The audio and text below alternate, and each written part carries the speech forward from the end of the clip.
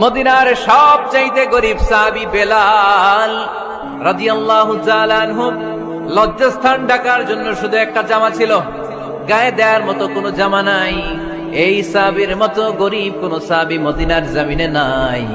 এই বেলাল রাদিয়াল্লাহু তাআলা আনহুকে বিশ্বনবী ডেকে বললেন, ইয়া বেলাল আনফিক ইয়া বেলাল লা তাখশা মিন যিল আরশি ইকলালা।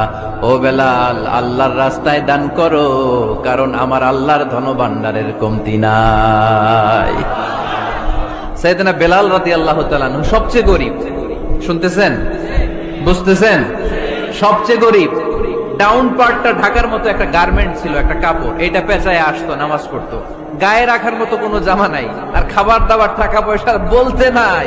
ওই সাহাবীরে বিষ্ণু ইসলাম বললেন, আনফিক বেলাল, বেলাল তুমিও দান করো, তুমিও দাও, দানের হাতকে প্রশস্ত করে দাও।